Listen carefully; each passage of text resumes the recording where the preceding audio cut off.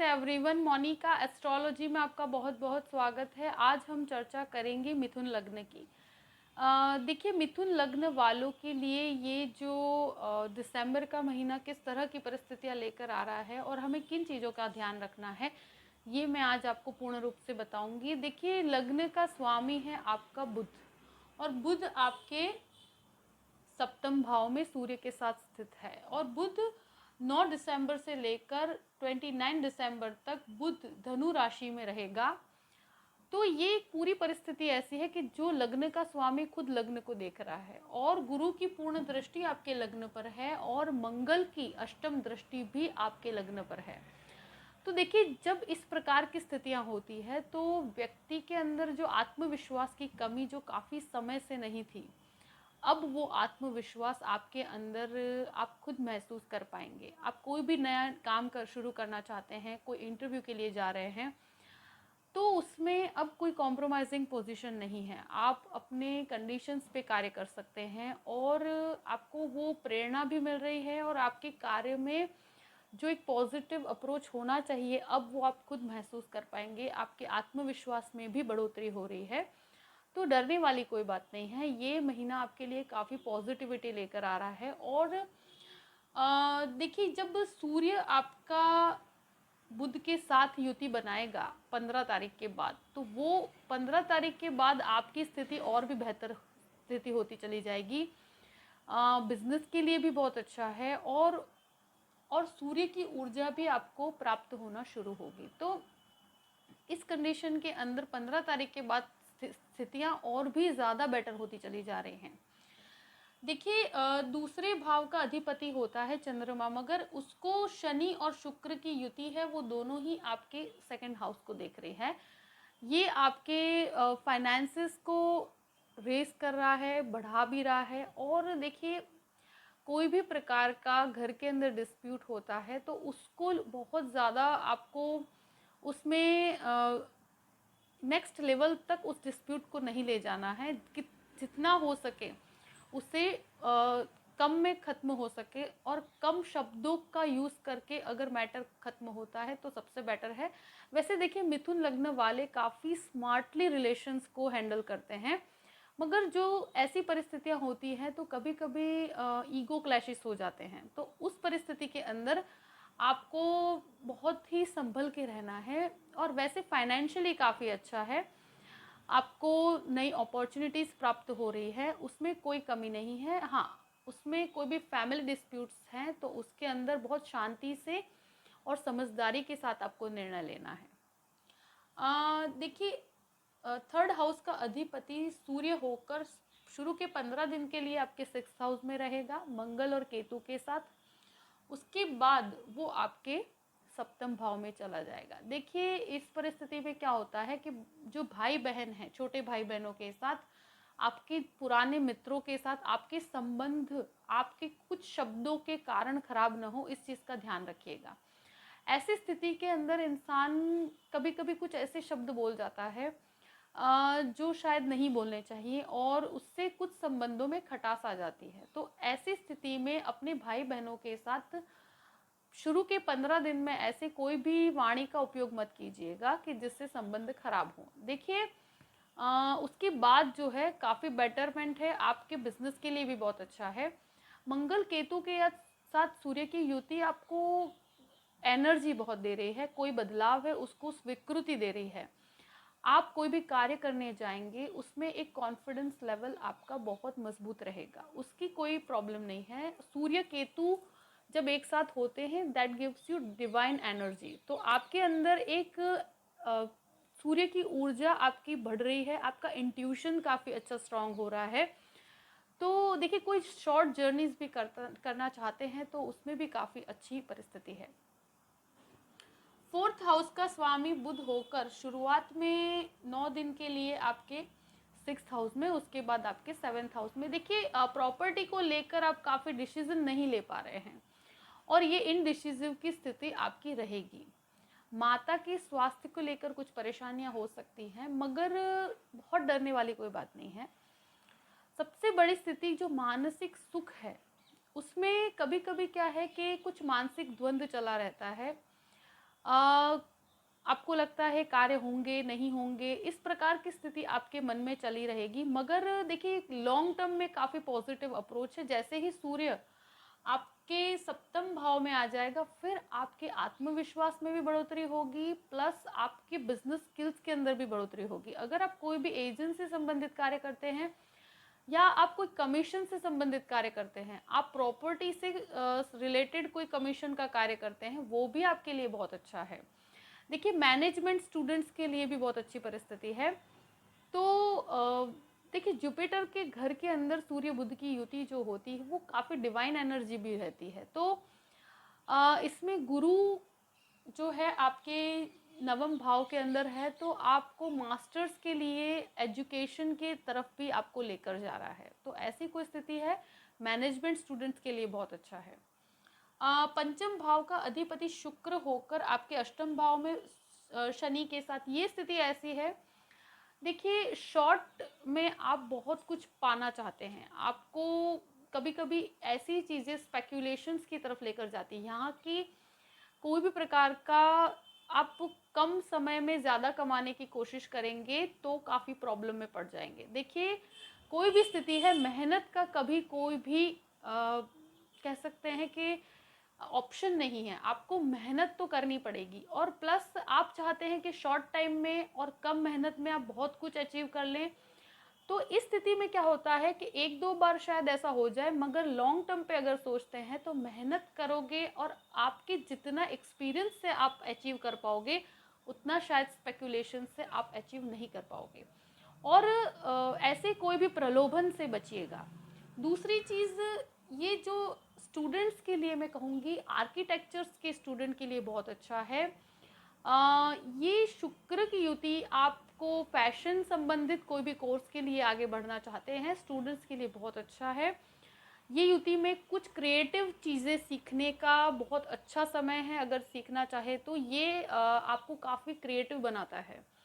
और IT students के लिए भी बहुत अच्छा है। तो ये एक ऐसी स्थिति है कि जहाँ पर मेहनत करके आप जितना अचीव कर पाएंगे उसकी पॉजिटिविटी कुछ अलग ही होगी। और जुपिटर की दृष्टि पूर्ण रूप से आपके पंचम भाव पर है, तो आपको वो विद्या प्रदान भी कर रहा है, आपको कोई भी उस स्किल की तरफ लेकर जा रहा है जो आपको इवन मैनेजमेंट स्टूडेंट्स के लिए भी बहुत अच्छा है।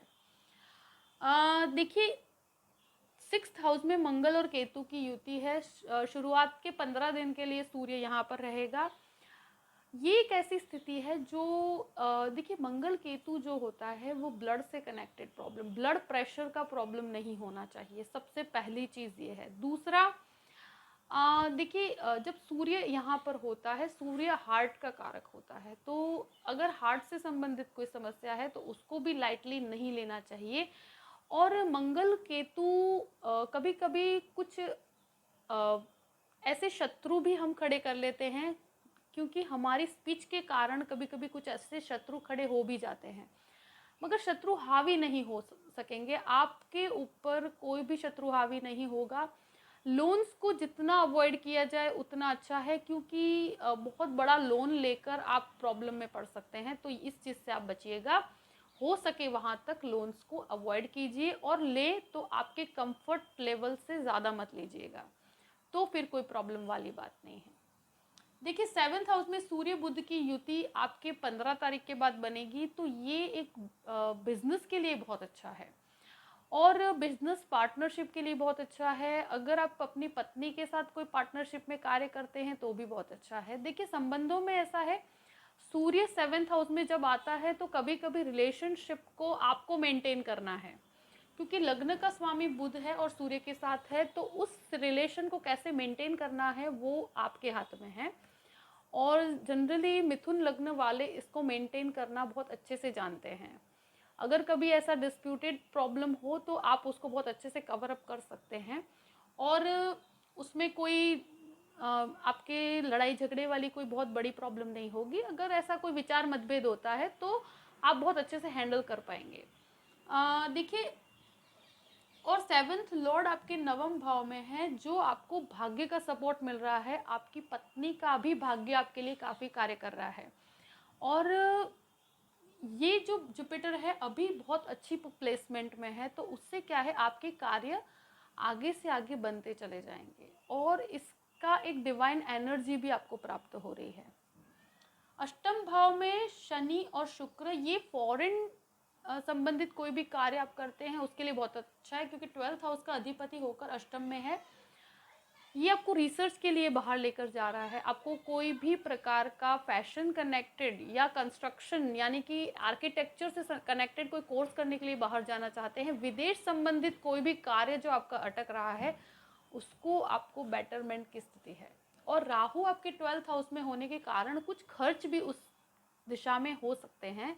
खर्चों को लेकर कुछ परेशानी आपको हो सकती है, तो खर्च पे कंट्रोल करना आपके लिए बहुत अच्छा है। आपको देखिए, आपके खर्च को प्लान करना होगा सबसे पहली चीज़, क्योंकि कभी कभी राहु जो 12th हाउस में है वो अज्ञात भय को भी दिखाता है। आपको कुछ खर्चों को लेकर अंदर भय क्रिएट होता है, क्या आप ये कंप्लीट कर पाएंगे या नहीं कर पाएंगे, इस प्रकार की स्थिति होती है। तो देखिए, लग्नेश काफ़ी मजबूत है, तो ऐसे डरने वाली कोई बात नहीं है, मगर हाँ, प्लान करके चलेंगे तो लाइफ में और भी बेटर रिजल्ट जनरेट कर पाएंगे।